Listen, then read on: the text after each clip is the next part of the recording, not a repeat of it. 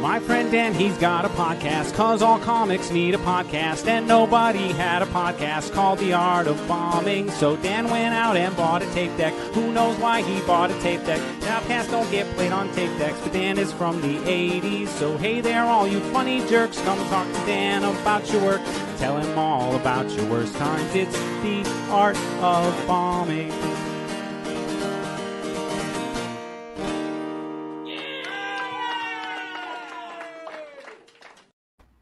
Hello, everybody out in the internet world.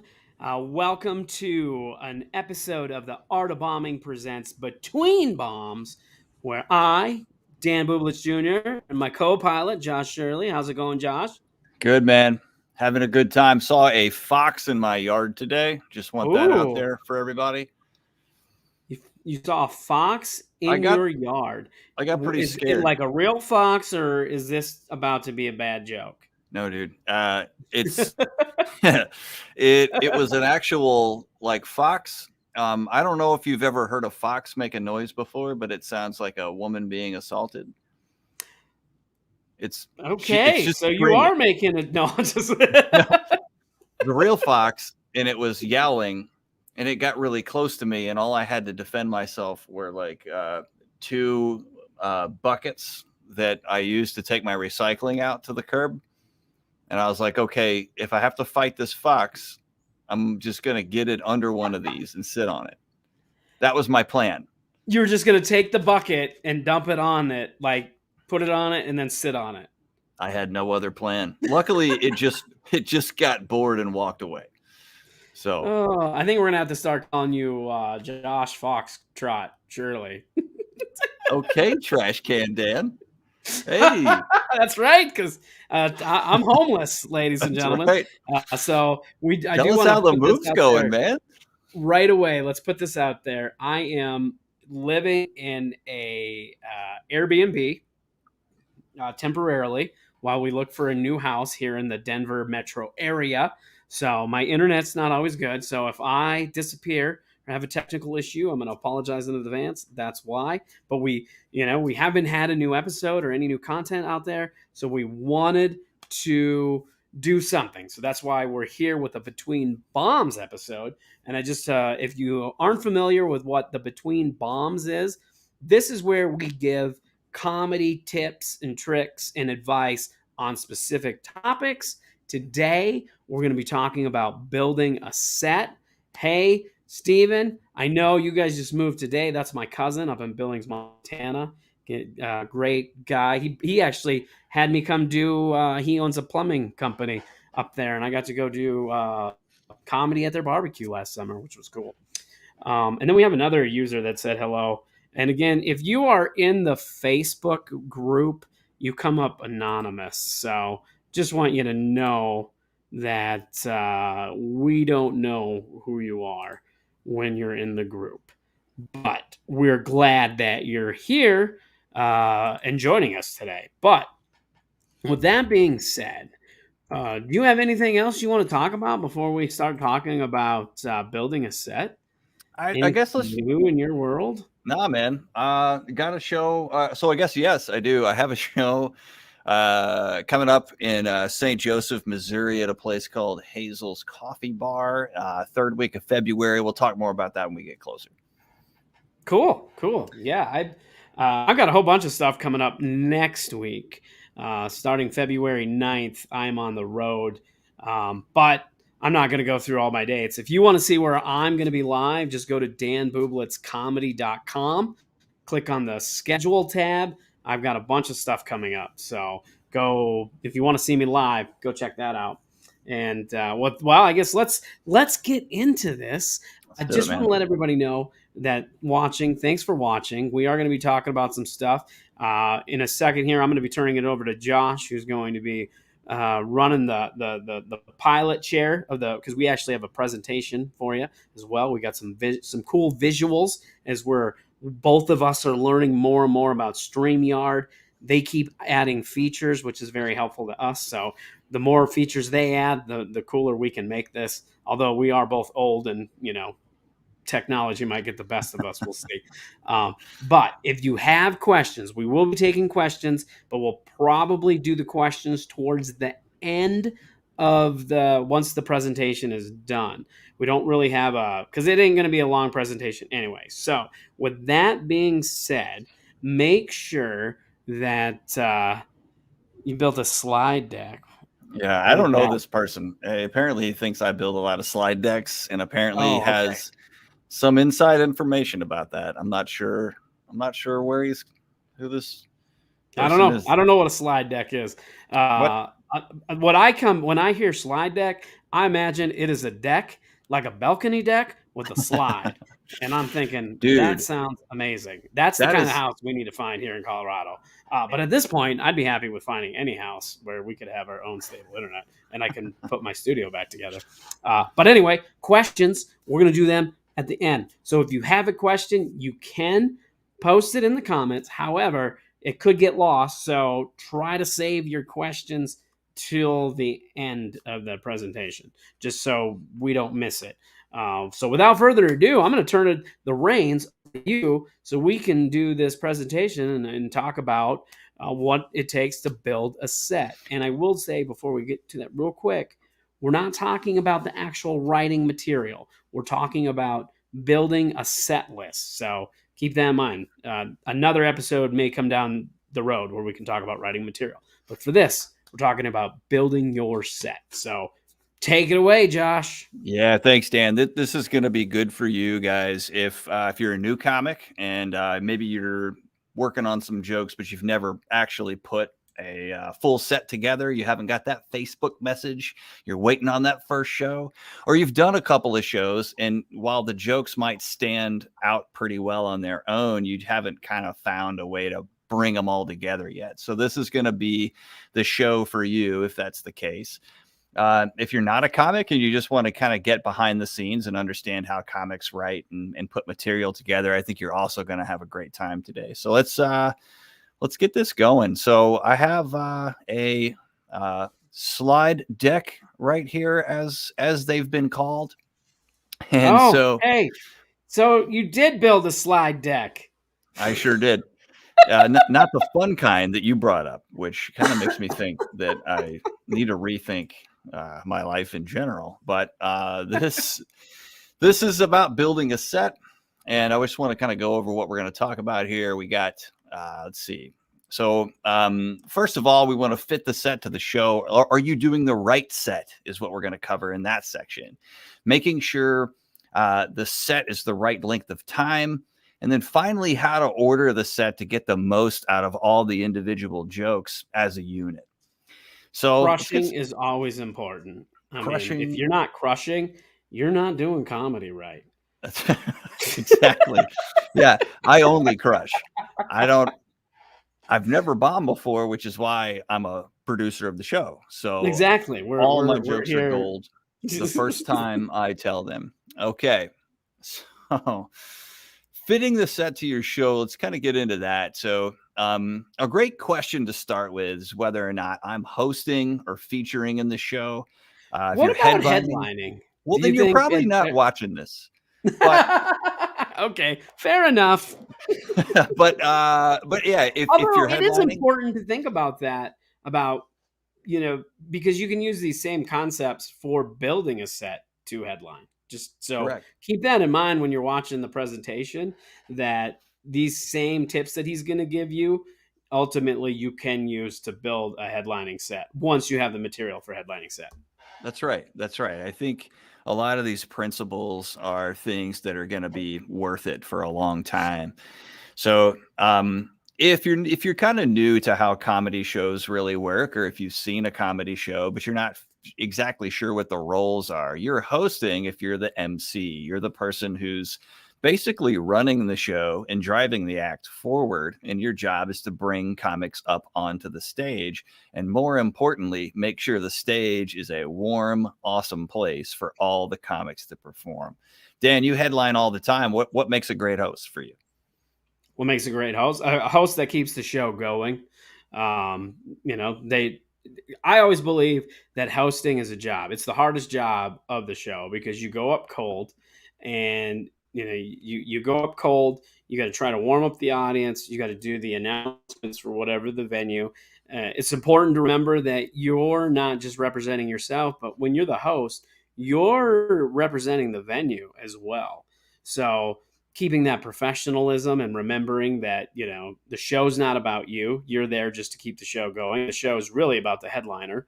It's not even really about the feature. It's about the headliner, because that's, who people are coming to see. So for me, a good host, somebody that does their material up front, gets the crowd, warmed up, does a good job with whatever announcements if they need. Some clubs you don't have to do announcements. They do it on a, what quote unquote God mic before they bring up the MC. Those are the great. Those are great when they do that. Usually the MC does have to make the announcements though. But doing all your time up front, not doing time between the comics unless requested by the club or the headliner, one of them scenarios. But otherwise, I think a good host needs to just do their time up front and then keep the show moving. And that's, to me, what makes a good host. That's right. So that's a different job than if you're featuring, right? So if you're a feature, how would you define that with your experience, Dan?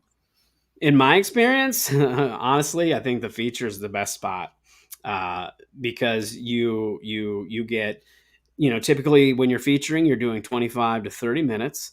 So you get more time than a host or a guest spot, but you don't have to do as much time as the headliner. And you're not going up cold. So by the time you go up, the audience is probably warmed up and ready for comedy. And as the headliner, you also have to you have to deal with what is in our industry is called the check drop, where 15 minutes before the show will end, especially in comedy clubs, it's almost the same time every time.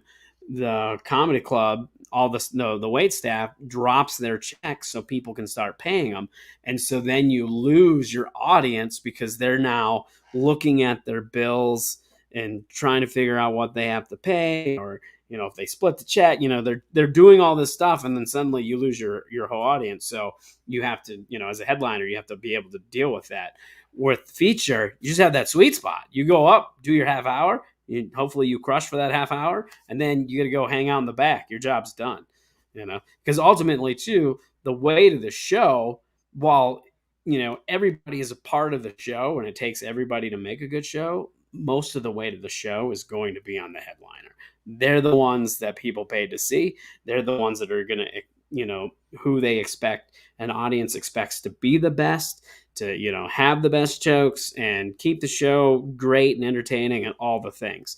All relies on them. As a feature, you don't have that pressure. You can just go up, have fun, do your job as the feature, which is basically setting up the headliner to absolutely knock it out of the park and just crush the whole show. That's right. And we're going to come back to that idea here pretty soon. But basically, you might find, depending on what your role is on the show, that you might have to craft and fit a different set depending on what you're trying to do. If you're hosting, probably a lot of crowd work. If you're featuring, which in a new comics case is usually just going to mean that you're one of the comics on the show, you'll be doing a set from start to finish, mostly with material, unless some crowd work is needed. Next, now, I just want to touch on that about crowd work.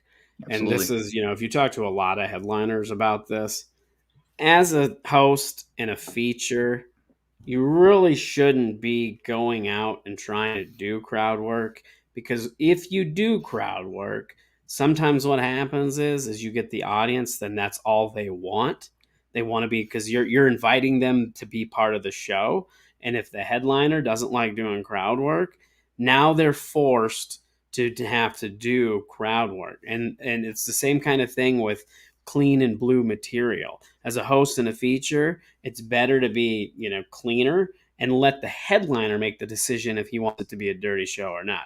Because I've always found that you can do blue material or do clean material than blue material, and it's not a big deal. But if somebody does blue material, it's a little harder to do clean material after that. And because it puts psychology or certain mindset in the audience, same thing with crowd work. That's the kind of show that they want from then on that out. So if the headliner doesn't provide those things, they're going to have a harder time to do their job, and thus you didn't really do your job because you didn't set them up for their ultimate success. So just something to That's think right. about.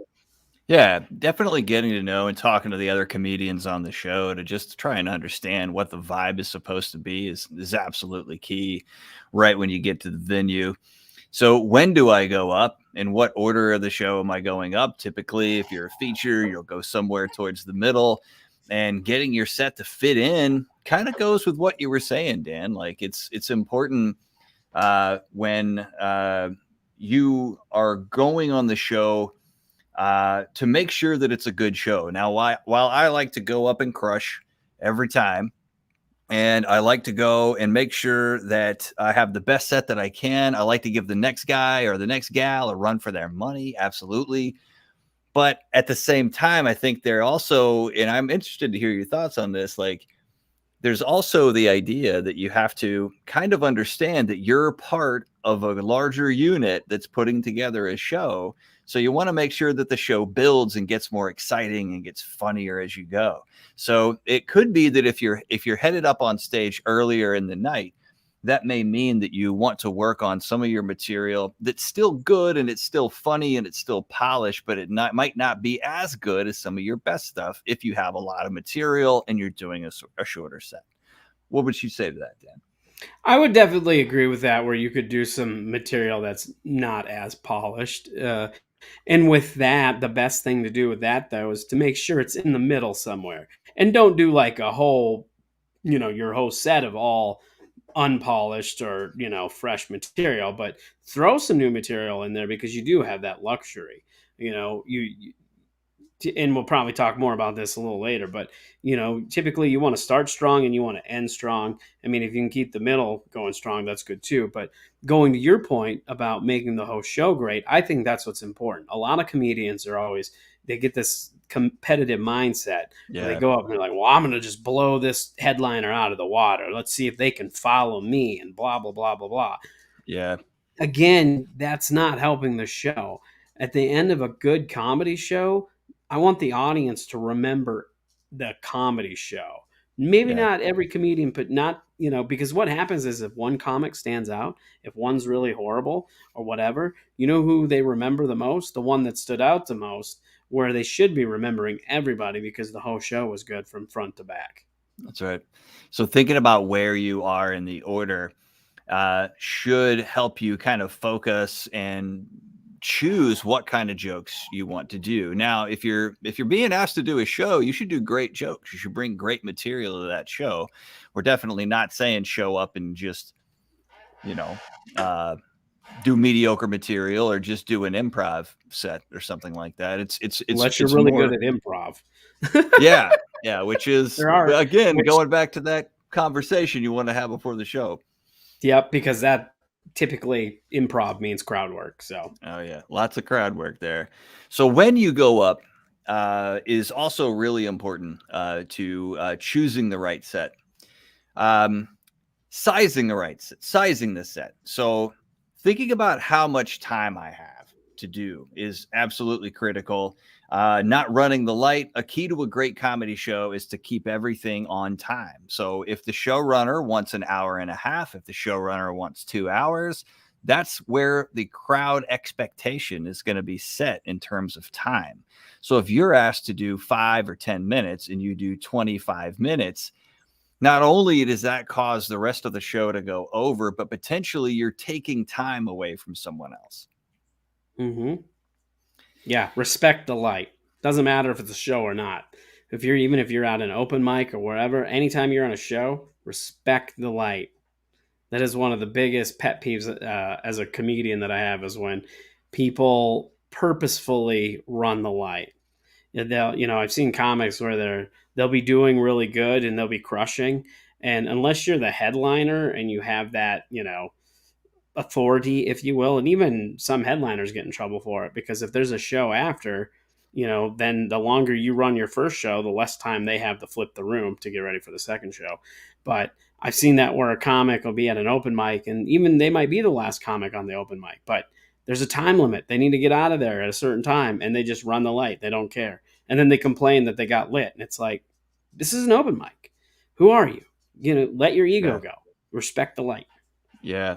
Have you seen it happen the other way too, where I expect somebody to do about 15 minutes and they do 4, and then Oh, it's I've son of a absolutely seen bitch. that happen. Um, I've seen that happen plenty of times where somebody wasn't doing very good and they just bailed. And that's another thing, going back to the professionalism. If you're contracted to do a certain amount of time, you best have that time and do your best to do that time. Now, if a comic cuts a couple minutes short and because they're not doing well, I'm usually, as a showrunner myself, I would rather that than them continue to bomb and drag the show down. But Yeah. if you can't do that much time, it's very, very important to tell the person that. If they ask you to do 15 and you say, yeah, and you only have 10, just be honest with them. Be like, yes, I would love to do 15, but I can only do 10. Would that be okay? And chances are, if they want to book you, they're going to book you and just have you do the 10. Right. Because that's the other thing. We just got a comment about staying in the room, which, yeah, as a host, you should stay in the room because when, somebody jumps early and you're not ready, and that's happened to me where I wasn't in the room, where I was out looking for the next comic or using the restroom or whatever it may be. If you jump early, you make that whole show real awkward. That's right. That's right. And we got a great comment. Stay in the room too. Yeah, that's what I just was referring to Yeah, yeah, about yeah. how that's happened to me where, yeah, like I left to go find somebody. I mean, I even me as gotcha. a host, I did that where I wasn't in the room. Gotcha. Yep. That's definitely right. And, if you guys are tuning into the podcast, maybe you can't see my cool slide deck. Essentially, what we've got here is we have we talked about fitting a set. This is where we've been so far. We talked about whether or not I'm hosting or featuring the different kind of roles that I might play are important in crafting a set and knowing what jokes to do. When do I go up, or in other words, at what point in the evening am I expected to perform? Is it right before the headliner and I really need to do something awesome? Or is it towards the beginning of the set when things are beginning of the show, when things are still building up? And then we looked at a question, how much time do I have? And we talked about, making sure that we always respect the light, make sure that we stay in the room so that we know what's going on. Can And I expand on time a little bit? yeah, go Just ahead. for people that may be watching and listening that aren't sure what that means. Like as a host, you're going to probably be doing anywhere from 5 to 15, 20 minutes, depending on the show. As a feature, it'll be anywhere between 20, 35 minutes. Typically, it's 25 to 30 minutes. And as a headliner, it's 45 minutes plus, usually up to an hour. Some shows, especially when you get into the corporate stuff and, in some comedy clubs, you have to do a whole hour. That's But right. yeah, I think we should. Yeah, I just wanted to emphasize on the actual. And then a guest spot could be anywhere from 7 to 10 minutes. So just so you That's have right. a more clear understanding of time And those are and each pretty, role. I like that you brought that up because those are pretty universally recognized terms that kind of Mhm. mean the same thing everywhere. Somebody says guest spot, I'm like, I'm going into my 7, I'm going into my 10. Somebody Mhm. says, hey man, give me something to feature. I know how long I have to kind of get into the well for. But to your earlier point, I also know if I don't have that time, somebody comes to me and wants me to headline, that doesn't just mean I'm last. It means they're probably expecting 45 minutes or an hour, and that's just not Yep. something I'm ready for right now. So Unless they that's specify otherwise. exactly. So last thing we're going to cover is how to order your set. So if you're listening to the podcast, you won't quite get the exact feel of what we've got on the screen right now. Yeah, But visuals don't translate to audio. But hey, the good news is if you are listening to this and you do want to see the visuals, you can go to our Facebook page and the stream is always on there so you can find this on there and watch it later. So, yeah.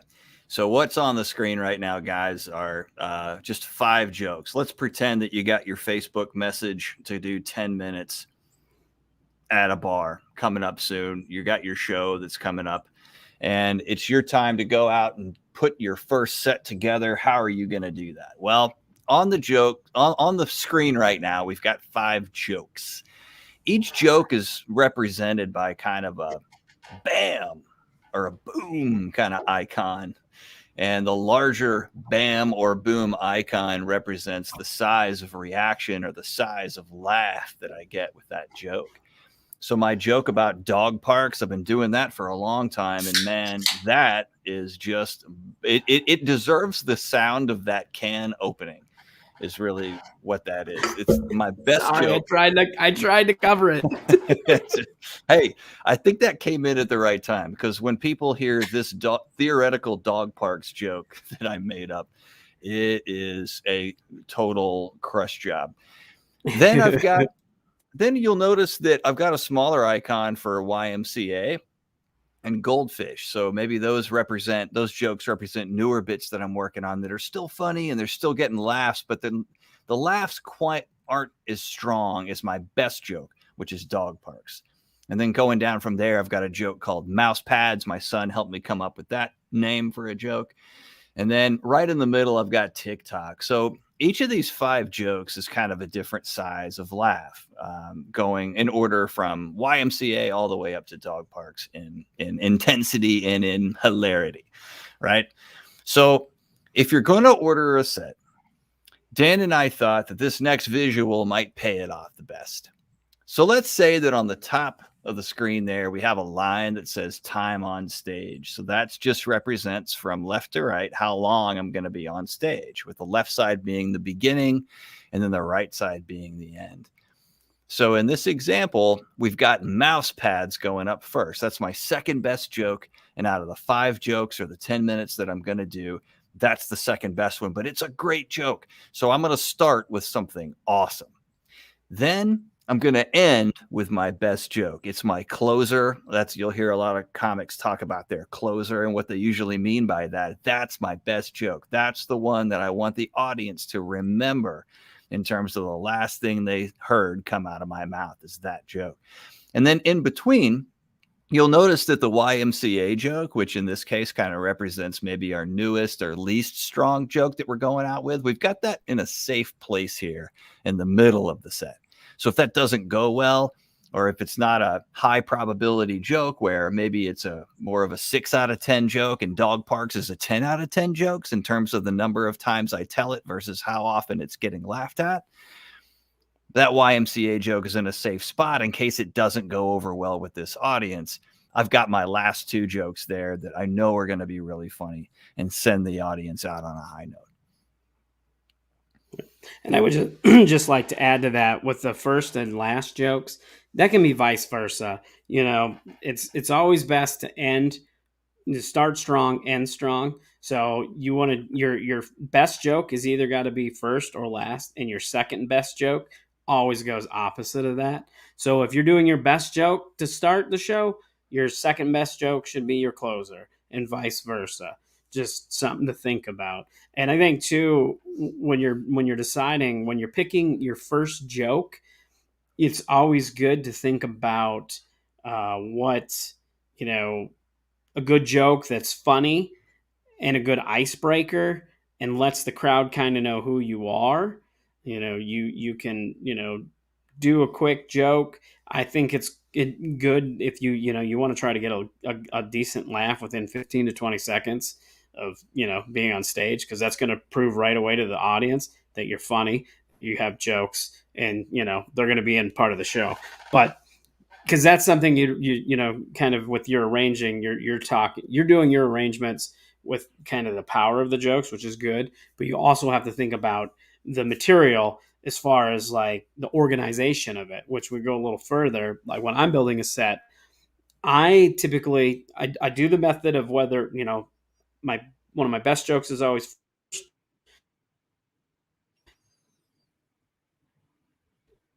It looks like Dan might have froze up on us a little bit and here. vice versa. That's always Yep, there. he's But then, back. am I back? I Yeah, am back. you're back. I did freeze up. My internet's getting low. The universe was like, "Shut up, Dan." But I also organize material on the kind of material. So, like, if I have a bunch of jokes about jobs, I try to organize that together. If I have stuff that I'm doing about relationships, I'll probably try to keep that in the same area. And part of doing that helps you remember your set. too. Like if you Yeah. organize it by topic, it'll help you kind of memorize your set and the order of your set as well. Just some things to think about that. Yeah. You know, when you have sets that or your jokes that you're trying to string together, a lot of times it's important to create segues or transitions between the jokes.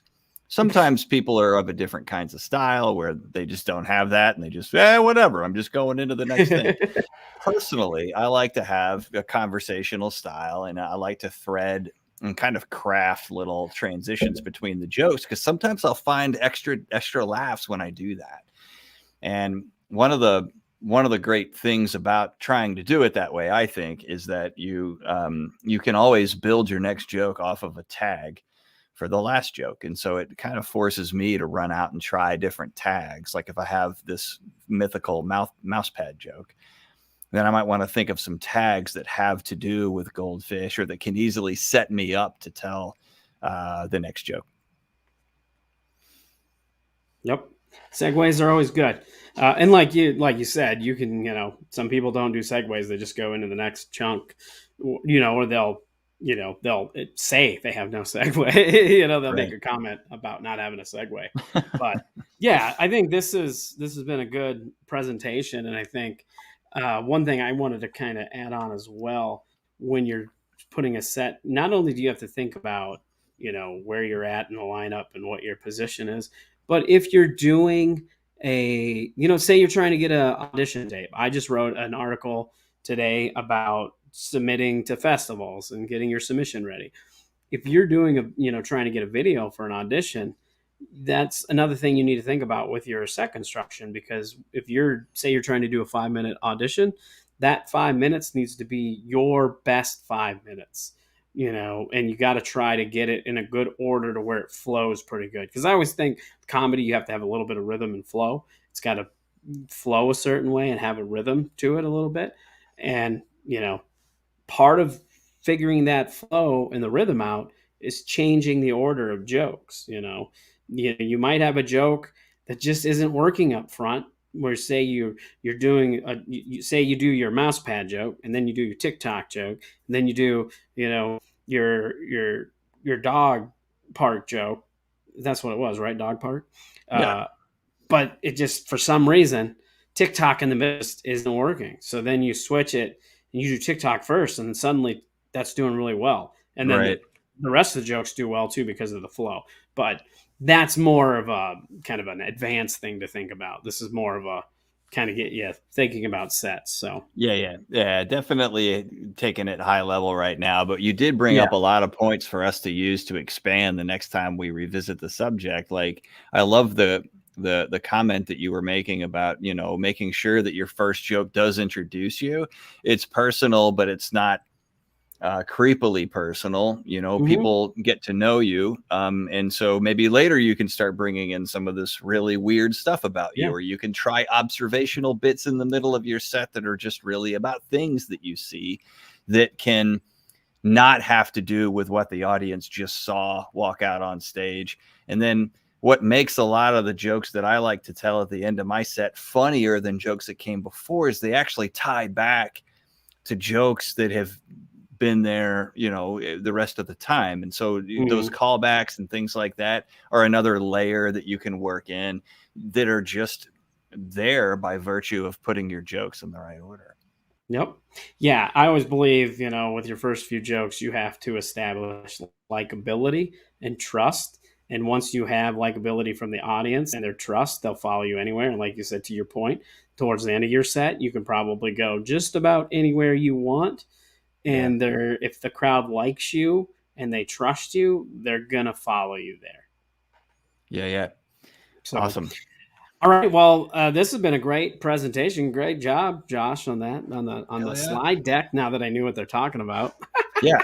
I'll have to work on a slide deck like what you were talking about, like I know a that's what deck I want. I want with a I a want a slide deck. really cool slide. But now that we kind of got to the end of this presentation, before we get out of here, we will take some questions. I know there's only a handful of viewers right now, but if anybody has any questions about what we were talking about, now would be a good time to ask them. So we'll give a few minutes to see if anybody has any questions. Josh, do you really have do you have any final thoughts while we're waiting for questions? I saw one come in on the site. Just if I really have, like, these aren't my real jokes. I think someone had a request for me to tell some joke about the YMCA, and that's not. I don't actually have these jokes. These were just examples that we were using for this particular thing. What's the deal with the YMCA? Dude, we have to come up with one now. It's a challenge. The gauntlet has been thrown down. Yeah. Well, absent any questions, I know it's getting late on people. Let's go ahead and wrap this thing up, man. All right, we'll do. I'm going to wait. We're going to give it 45 more seconds to get in them questions. And in the meantime, if we don't get one, we're going to end it. But hey, thanks for tuning in to the show. We appreciate all the people that did view this and all the people who are going to be listening to it when it's released as a podcast. It's an audio version. Make sure you subscribe to all our platforms. We're on Instagram. We're on Twitter. We're on Facebook, Art of Bombing Pod. You can find all those links at the website, artofbombingpod.com. Wherever you listen to the podcast, make sure you follow, subscribe. Every platform has their own terminology now. Wherever you're listening, make sure you do the thing so you know when we put out new episodes. If you're on Good Pods, or if you're on Spotify, Apple, Podchaser, any of those platforms, leave us a review. That would be great. Leave us a 5-star rating and a review. Those things help other people find this podcast. And we've got some great things planned for this podcast for 2022. Once I'm no longer homeless and have a real studio, stable internet, but we're going to be putting out a lot of great content like this. So keep supporting us, and thank you. Anything to add, Josh? Just that we do have some exciting content coming up. I can't wait to start telling people about it. It's going to be fun. It is going to be fun. All right. We didn't get any other questions, so I guess we covered this perfectly. That's what I got out of this. That's totally true. Oh, yeah, we don't know how to do it. Yeah, we got to work on that. Well, all right. We almost had a perfect episode. All right. Thanks for tuning into the Art of Bombing podcast, Between Bombs. Come back and see us.